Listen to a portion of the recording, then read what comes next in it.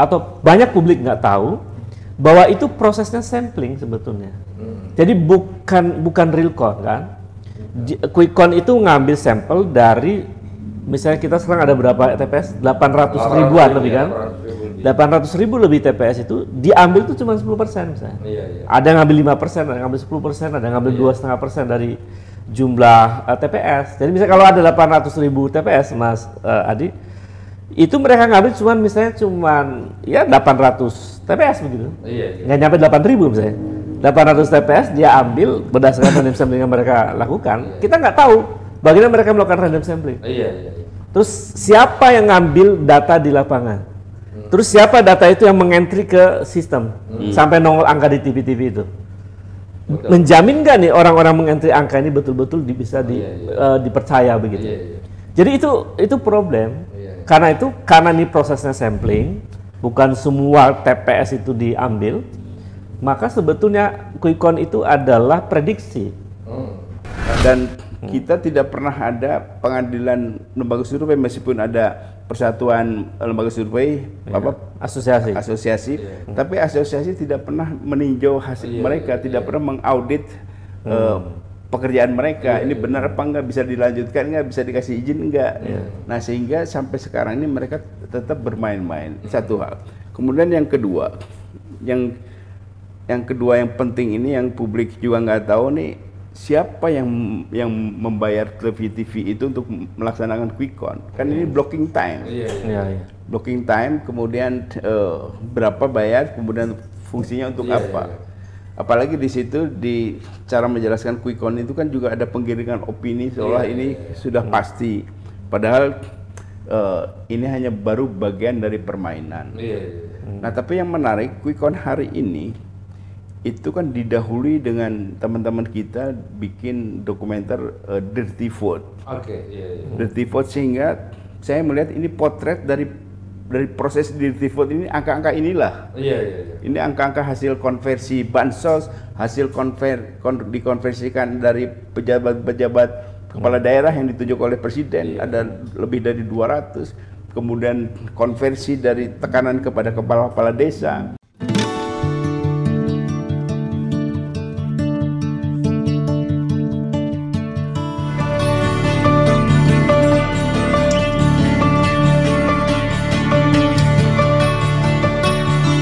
Assalamualaikum warahmatullahi wabarakatuh. Jumpa lagi dengan Kang Mizan di Maksumi TV.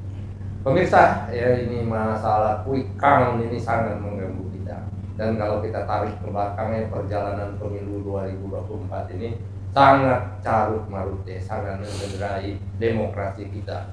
Mulai dari masalah MK, mulai dari kemudian bantuan sosial segala macamnya, pengerahan kepala desa, penunjukan PLT, gubernur dan bupati, dan lain sebagainya. Dan sekarang, ya, masalah quick count ini sangat mengganggu masyarakat.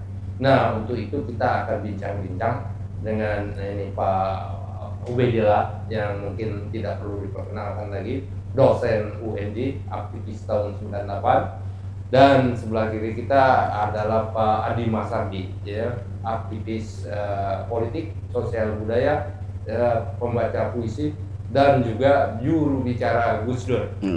Nah, gimana? Kita mulai dengan Pak Ubed dulu, Pak? Ya, boleh. Dari mana kita mulai? Nah, dari mana saja, Pak? Kira-kira, ya. Jadi kita mulai dari quick count, ya, Pak. Oke. Quick count itu kan yang mengadakan adalah lembaga survei. Nah, problem di Indonesia, lembaga survei kita ini sangat bermasalah. Pertama, bahwa lembaga survei yang melakukan quick count adalah bagian dari konsultan kontestan. Jadi kita bisa periksa tuh, misalnya mau kita pakai contoh lembaganya siapa ya? Yang nggak begitu ini. Ya, poll tracking lah misalnya. Kita tanya poll tracking itu konsultan siapa? Dia konsultan partai pendukung 02 kan? Jadi ya hampir semua lembaga survei yang buat quick count itu adalah bagian dari kontestan. Secara etika ilmiah itu problem yang cukup serius, karena dia mengumumkan satu informasi penting dalam elektoral tapi dia menjadi bagian dari kontestan sebetulnya. Ya, dugaan bias jadi, keras sekali itu. Di negara-negara maju itu terbuka. Jadi kalau dia adalah lembaga survei, lalu dia terbuka bahwa saya dibiayai oleh kontestan A. Lalu karena dia dibiayai cukup besar, angkanya miliaran, bahkan mungkin puluhan miliar itu, maka dia juga terbuka pajaknya. Betul. Dia bayar pajak nggak tuh ke pemerintah, karena dia mengambil keuntungan dari bisnis politik itu. Kemudian yang ketiga, lembaga survei ini di Indonesia, selain dia tidak transparan soal keuangan, dia juga tidak transparan soal pajak. Lalu yang ketiga, dia tidak transparan soal data mentah. Jadi yang dipertontonkan ke publik itu kan sudah jadi tuh, termasuk quick count kan, ini loh hasilnya gitu. Tapi publik nggak tahu bagaimana metodologi, proses bagaimana quick count dilakukan, termasuk juga survei, lalu data mentahnya mereka simpan di mana? Karena interpretasi itu kan dari data mentah. Betul. Bagaimana juga proses random samplingnya dilakukan dan seterusnya, itu tidak transparan. Nah, itu yang kemudian membuat kita akademisi yang dari kampus tuh dalam tanda petik meragukan sebetulnya kerja-kerja lembaga survei itu betul-betul dia menggunakan prinsip-prinsip ilmiah atau dia sesuai dengan pesanan siapa yang membiayai gitu. Jadi masalah lembaga survei itu pertama kemungkinan bias besar karena dia tidak independen lah. Tidak independen ya, ada beberapa yang terkait dengan partai politik sendiri tertentu. Selain itu mereka tidak terbuka dengan pendanaannya. Itu penting sekali. Pajaknya juga jelas. Dan ini data-data mentah yang penting yang bisa diolah pihak lain juga. Yang kita bisa akses. Mereka nggak diberi akses juga. Betul. Jadi kalau dari beberapa faktor ini ya, saya juga meragukan ya validitas dari hasil survei quick count ini. Yang kasihan kan publik, Pak. Jadi kayak quick count ini misalnya, itu kan kita tidak tahu bahwa, atau banyak publik nggak tahu bahwa itu prosesnya sampling sebetulnya. Jadi bukan real count kan. Quick count itu ngambil sampel dari, misalnya kita sekarang ada berapa TPS? 800 ribuan lebih kan? 800 ribu lebih TPS itu diambil tuh cuma 10% misalnya. Ada yang ngambil 5%, ada yang ngambil 10%, ada yang ngambil 2,5% dari jumlah TPS. Jadi misalnya kalau ada 800 ribu TPS, Mas Adi, itu mereka ngambil cuma ya 800 TPS begitu. Nggak nyampe 8.000 misalnya. 800 TPS dia ambil berdasarkan random sampling yang mereka lakukan. Kita nggak tahu bagaimana mereka melakukan random sampling. Terus siapa yang ngambil data di lapangan? Terus siapa data itu yang mengentry ke sistem sampai nongol angka di TV-TV itu? Menjamin nggak nih orang-orang mengentry angka ini betul-betul bisa dipercaya begitu? Jadi itu problem. Karena ini prosesnya sampling, bukan semua TPS itu diambil, maka sebetulnya quick count itu adalah prediksi. Jadi bukan data mutlak gitu. Kan ada juga beberapa peristiwa, misalnya kalau nggak salah seperti di Turki ya, quick count-nya itu kalah tuh Erdogan. Tapi kan kemudian setelah real count ternyata Erdogan yang menang misalnya. Jadi ini juga berpotensi quick count ini bermasalah karena metodologinya mereka nggak cerita sama publik. Teknik bagaimana ngambil data setiap TPS, lalu kemudian siapa yang ngambil data itu, lalu siapa yang mengentry data. Nah itu perlu diperiksa. Jadi sepanjang itu tidak transparan, saya meragukan quick count itu. Kira-kira begitu. Seharusnya mereka buka itu. Bisnis proses mereka melakukan survei itu dibuka. Betul. Jadi confidence ya, kepercayaan masyarakat atas hasil survei ini quick count ini bisa lebih kuat. Betul. Ya karena bisnis proses mereka ya. Termasuk bagaimana mereka mengambil sampling randomnya, bagaimana entry datanya, bagaimana validasinya itu nggak dibuka ya, kita sebagai ini peneliti meragukan. Betul. Nah kalau Pak Adi gimana nih Pak Adi? Saya melihat begini, ini kan kalau kita lihat dari orang-orangnya, pelaksana survei dan kemudian menjadi pelaksana quick count itu kan track recordnya itu diragukan. Itu sebabnya ada pertanyaan seperti Ubed itu. Kalau tidak diragukan kan baik-baik aja. Karena dia niat untuk membuat quick count itu adalah seperti juga membuat survei, yaitu untuk mempengaruhi opini publik, maka ini menurut saya kejahatan akademis, kejahatan yang dibungkus dengan mekanisme akademis. Sebetulnya quick count itu kan baik-baik saja, sangat berguna untuk masyarakat kalau dilaksanakan dengan jujur, karena kita bisa melihat hasil lebih cepat dibandingkan perhitungan manualnya. Tapi karena ini diselewengkan, sehingga menjadi masalah besar. Dan kita tidak pernah ada pengadilan lembaga survei, meskipun ada persatuan lembaga survei, asosiasi, tapi asosiasi tidak pernah meninjau hasil mereka, tidak pernah mengaudit pekerjaan mereka. Ini benar apa enggak, bisa dilanjutkan enggak, bisa dikasih izin enggak. Nah, sehingga sampai sekarang ini mereka tetap bermain-main. Satu hal. Kemudian yang kedua, yang penting ini yang publik juga nggak tahu nih, siapa yang membayar TV itu untuk melaksanakan quick count. Kan ini blocking time. Blocking time, kemudian berapa bayar, kemudian fungsinya untuk apa. Apalagi di situ di cara menjelaskan quick count itu kan juga ada penggiringan opini seolah ini sudah pasti. Padahal ini hanya baru bagian dari permainan.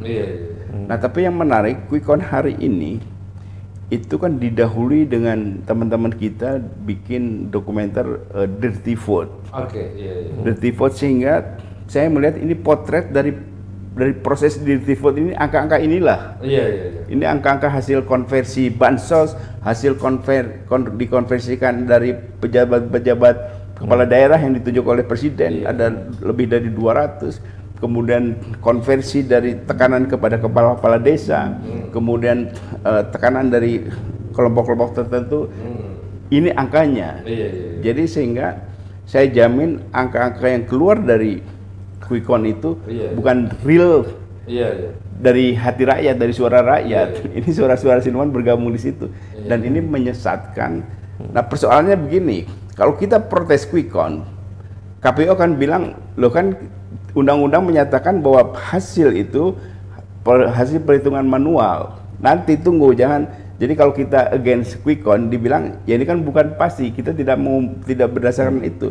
Tetapi kalau ini kita biarkan, produk nanti KPU itu sesuai dengan quick count. Contoh nih, ketika quick count berjalan, angkanya ajaib begitu, tiba-tiba KPU menyatakan IT-nya dihack. Kemudian begitu hidup lagi, angkanya sesuai dengan quick count. Nah, ini kan permainan-permainan itu yang harus kita hentikan. Menurut saya ini kan pemilu itu kan ada game-nya, suara rakyat, suara Tuhan. Jadi harus disucikan. Ini menjaga kesucian suara rakyat ini. Nah, kalau di sini sudah digabung dengan suara iblis, ya menjadi masalah. Itu sebabnya menurut saya, karena ini telah mengacaukan, telah meneror masyarakat dari 3 pendukung itu, paslon 1, 2, 3 itu. Menurut saya mulai minggu depan itu provokasi quick count itu harus dihentikan. Biar nanti kalau toh memang hasilnya nanti hasil perhitungan manual, ya tunggu aja manual. Sehingga dengan demikian ini dihentikan. Kemudian selebrasi itu menjadi tidak penting, dan ini bisa mengganggu, karena begitu hasilnya berbeda, dampaknya juga pasti berbeda. Betul. Gitu. Ya memang sangat mengganggu ini hasil quick count ini, dan kelihatannya ya mereka sering klaim itu lembaga survei itu quick count kita nggak beda banyak dengan real count dalam pemilu terdahulu ya, 2019, 2014 dan seterusnya. Tapi yang jadi masalah yang saya dengar ya pasangan calon itu waktu bertanding waktu itu sistem IT-nya tidak begitu kuat. Pengalamannya belum ada. Sekarang saya dengar baik sistem IT-nya Amin maupun sistem IT-nya IT sudah sangat kuat, dan temuan sementara mereka angkanya itu jauh berbeda. Nah, kelihatannya yang ini bakal diadu ya, mungkin akan ke Mahkamah Konstitusi kalau pada tingkat kecamatan dan ininya tidak diselesaikan data-data itu. Nah, kalau melihat gini keadaannya, ya kita ada harapan bahwa hasil dari quick count itu jauh berbeda dengan real count ya yang dilakukan oleh sistem IT masing-masing paslon 01 dan 03. Itu yang saya dengar. Tapi gini, ini kan kemajuan teknologi informasi ini kan sudah luar biasa. Dan ini tapi tidak diantisipasi oleh teman-teman di Senayan dan soal undang-undang. Harusnya sih ada 2 sistem perhitungan, satu yang manual, satu lagi yang elektronik. Nah, elektronik ini kan tidak ada di dalam undang-undang. Karena hari ini kan begitu kita potret C1 langsung kirim ke pusat, hari itu juga bisa ketahuan jumlahnya. Kenapa harus menunggu begitu coblosan tanggal 14 harus menunggu tanggal 1 bulan lebih? Nah, sehingga ruang waktu ini kan waktu setan bisa mengubah segala macam. Jadi menurut saya ke depan itu harus dihentikan mekanisme penghitungan seperti ini, tapi ada undang-undangnya, jadi ada paralel. Satu manual, satu lagi yang elektronik. Nah, yang elektronik ini bisa diakses oleh seluruh rakyat Indonesia. Jadi perjalanan suara itu dari tiap TPS itu rakyat bisa mantau, sehingga manipulasi juga tidak sangat kurang di situ. Nah, ini Kang ini menurut Pak Adi ini undang-undang mengenai penghitungan suara ini perlu diperbaiki ya. Ada yang elektronik, ada yang manual. Iya Bang. Jadi itu tidak ada undang-undangnya. Tidak ada undang-undang khusus yang mengatur lembaga survei. Adanya di beberapa pasal saja yang menghendaki bahwa lembaga survei itu boleh quick count 2 jam setelah penutupan selesai perhitungan, selesai pencoblosan. Itu juga diputuskan di Mahkamah Konstitusi dari jam 1, 2 jam berarti jam 3, maka jam 3 boleh quick count. Hanya sebatas itu aturan-aturannya. Termasuk juga lembaga survei boleh melakukan survei diumumkan ke publik di saat masa kampanye, itu jika lembaga survei itu terdaftar di KPU. Lalu dia menjadi anggota asosiasi. Ini cuman regulasi yang sifatnya prosedural teknis. Dia tidak mengatur hal-hal etik. Hal-hal yang lebih rigid tentang lembaga survei itu, Bang. Seperti tadi soal pajak, soal sumber keuangan, soal transparansi itu nggak ada aturan. Padahal itu penting. Jadi memang perlu ada regulasi baru yang mengatur lembaga-lembaga survei ini supaya nggak liar seperti yang sekarang terjadi. Nah, pada titik itu menurut saya memang dimanfaatkan oleh pemain survei untuk berbisnis di arena politik. Dan masyarakat dalam tanda petik sebetulnya terprovokasi dan tertipu kan sebetulnya. Karena sebetulnya quick count itu kemudian seolah-olah dianggap sebagai hasil final begitu. Padahal itu adalah prediksi dari data sampling. Jadi masyarakat perlu ditegaskan sekali lagi bahwa quick count itu bukan hasil sebenarnya. Hasil sebenarnya dari pemilu adalah real count yang dilakukan oleh KPU.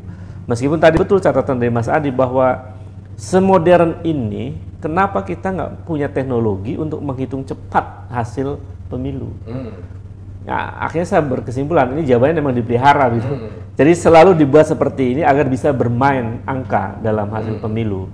Ini juga menunjukkan bahwa Joko Widodo gagal. Karena sejak awal Joko Widodo mengatakan bahwa dia ingin membangun akses internet di seluruh Indonesia.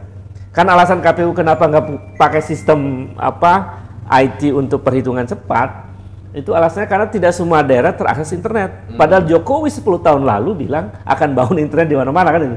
Jadi ini juga fakta bahwa di akhir kekuasaan Jokowi dalam isu ini, dalam maksudnya dia gagal untuk membangun akses internet masyarakat kan.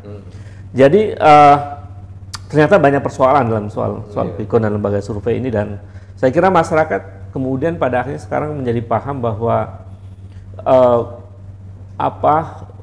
banyak analis para ilmuwan yang mengatakan bahwa demokrasi kita hari ini mengalami kemunduran, itu sekarang melengkapi, menyempurnakan data kemunduran itu. Karena dan ternyata para aktor-aktor yang membuat demokrasi rusak itu adalah diantara para dalam tanda petik kelompok keilmuan yang ada di lembaga survei misalnya. Saya sih kawan-kawan lain ya, profesor nih bilang yang kemarin itu deklarasi di beberapa universitas itu bilang ini terjadi semacam ada pelacuran intelektual. Jadi pelacuran intelektual yang dilakukan oleh para peneliti di lembaga survei yang tidak mau transparan tentang metodologi surveinya. Dan demi kepentingan bisnis politik dia kemudian melacurkan diri untuk memenangkan calon tertentu misalnya. Jadi saya kira ini kita harus keras juga sih kepada lembaga survei, dan mungkin satu saat kita bisa berdebat langsung dengan orang-orang lembaga survei itu untuk membongkar sebetulnya mereka ini seperti apa metodologinya dan dari mana uangnya dan bagaimana dan seterusnya. Saya kira bisa ramai itu. Penting untuk dibongkar dan isu ini harus menjadi isu penting di tengah pemilu ini. Mungkin harus diterbitkan undang-undang Pak yang mengatur lembaga survei ini yang secara rigid mengatur masalah metodologi, pembukaan ini, akses keuangan dan lain-lain. Iya, saya kira itu solusinya. Kan ini kalau saya melihat begini, ini kan sudah menjadi profesi. Setiap profesi itu harus, apalagi yang sudah terorganisir, harus ada kode etik profesi. Kayak kedokteran, wartawan kan punya kode etik. Nah, mereka ini nggak punya. Nah, saya sangat sependapat dengan Kang Ubed bahwa ini memang teman-teman kita para akademisi, para intelektual itu bukan hanya pelajar, saya bilang untuk mereka ini mayoritas pelaku polling ini, survei ini parasit demokrasi, benalu demokrasi. Dia hidup di dalam pohon demokrasi, pohonnya meranggas, dia sendiri kaya raya, hidupnya mulia. Padahal pohon dia nggak pernah melihara, mana ada benalu bisa mempertahankan pohonnya.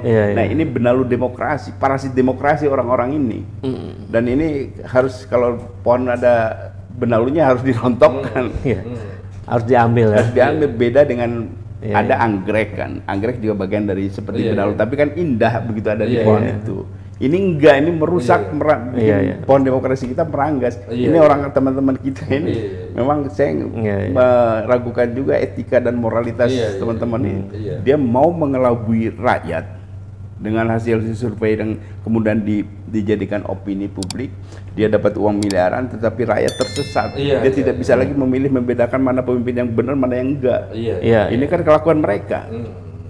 Jadi kita memang harus memberikan peringatan keras untuk teman-teman lembaga survei ini. Dan saya kira kita harus berjuang terus ya, hingga terbitnya suatu undang-undang ya yang mengatur kode etik dari lembaga survei, kemudian secara rigid, secara rinci mengatur masalah pembukaan akses informasi mengenai keuangan, metodologi dan lain-lain ya.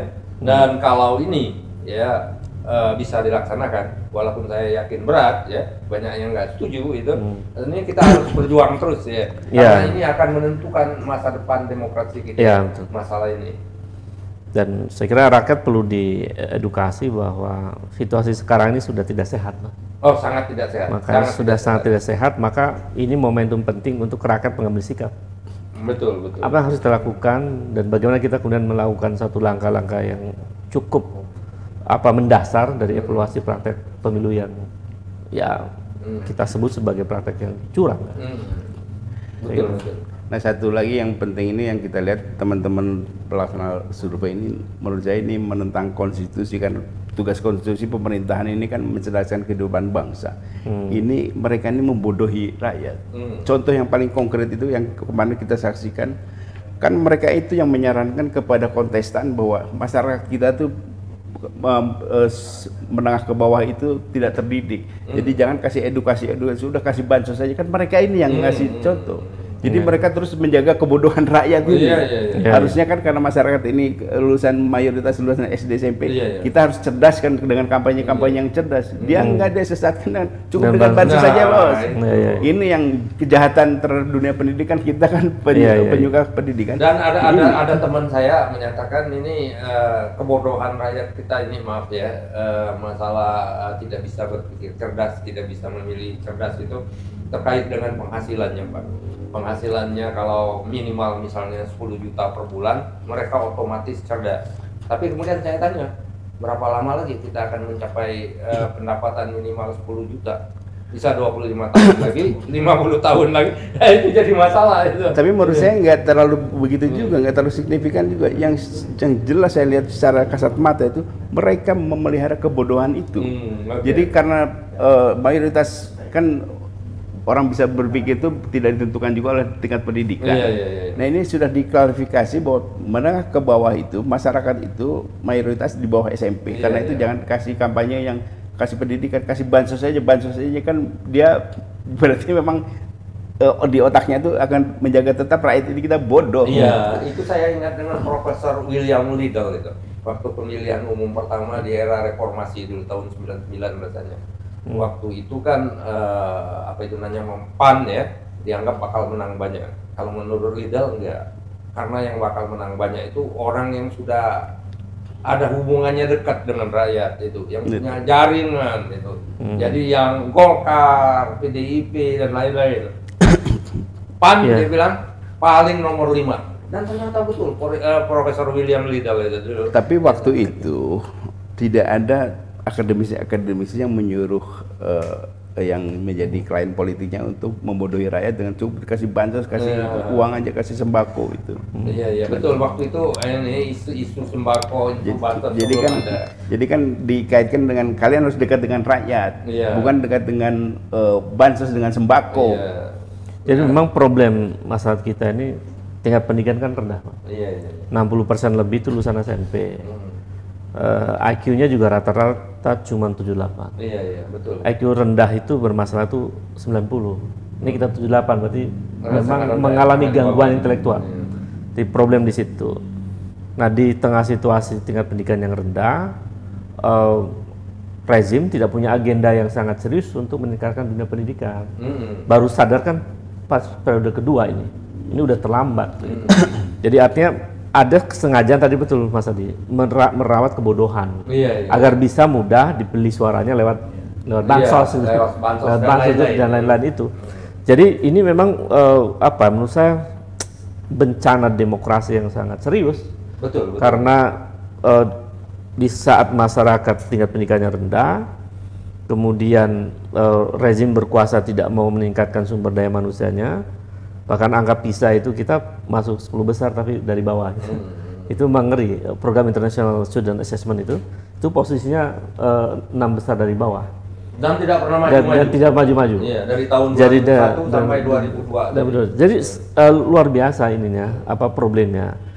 Nah, karena itu menurut saya memang banyak persoalan yang harus kita selesaikan, Bang.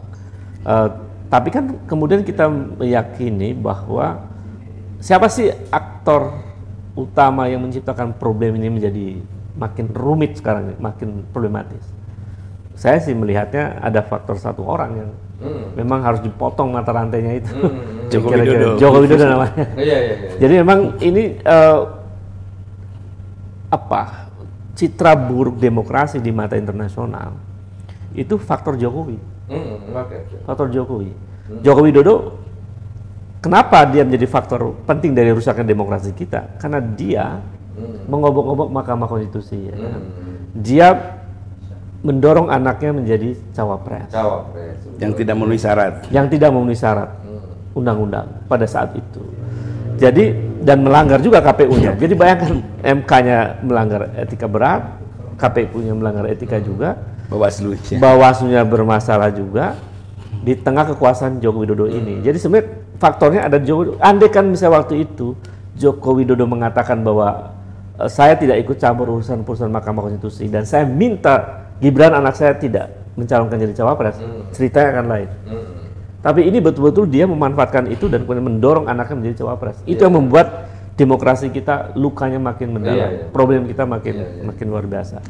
Ya, terus potret kegagalan rezim Widodo II periode ini kan secara tidak sadar dicetuskan juga oleh anaknya, Gibran itu dan Prabowo dengan buat program makan siang gratis. Ini kan membuat kita teringat bahwa ini seperti negara habis Perang Dunia Kedua. Jepang dulu ngasih makan gratis setelah Perang Dunia Kedua ketika kacau balau. Nah, jadi dampak 2 periode Joko Widodo ini seperti membuat kita selesai habis Perang Dunia Kedua. Jadi 10 tahun ngapain aja itu ya? Ngapain aja. Nah, jadi memang parah ini ya. Ini habis Perang Dunia Kedua nih pasca Joko Widodo rezim ini. Itu belum bicara korupsi ya, Mas? Belum bicara korupsi. Indeks korupsi 34 di bawah 5. Parah merajalela. Jadi memang terlalu banyak persoalan yang dibuat oleh Joko Widodo. Menurut saya memang Joko Widodo adalah musuh demokrasi, mengkhianati demokrasi yang harus kita hukum sebetulnya. Makanya ada gagasan bahwa Joko Widodo harus dihukum, itu menurut saya gagasan yang rasional. Karena dia dosa politiknya terlalu banyak. Betul. Membuat bangsanya seperti sekarang. Saya kira itu. Iya. Ya, saya kira memang sangat bermanfaat sekali diskusi kita ini. Jadi dari masalah quick count, MK, bansos, penunjukan pejabat-pejabat PLT, dan puncaknya adalah Jokowi itu yang sangat bermasalah dan dapat dikatakan membunuh demokrasi dengan membangun dinasti orang ya. Dan yang ini harus diatasi bersama ya. Jadi Pak Jokowi ini menurut anggapan publik itu merupakan public enemy, musuh banyak orang itu di mana-mana itu. Saya kira demikian Pak ya.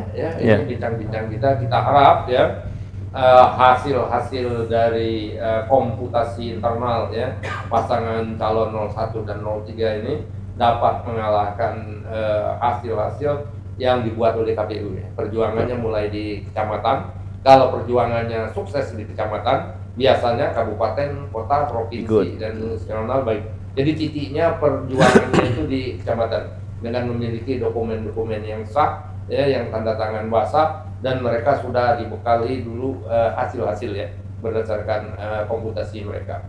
Demikian pemirsa, saya kira ada tambahan. Cukup ya. Demikian pemirsa, semoga ini memberi pencerahan bagi kita bersama, dan kita masih berharap ya hitungan-hitungan ini tidak akan jauh berbeda dari hitungan internal sistem IT dari masing-masing pasangan calon. Demikian, wabillahi taufiq wal hidayah. Wassalamualaikum warahmatullahi wabarakatuh. Waalaikumsalam warahmatullahi wabarakatuh.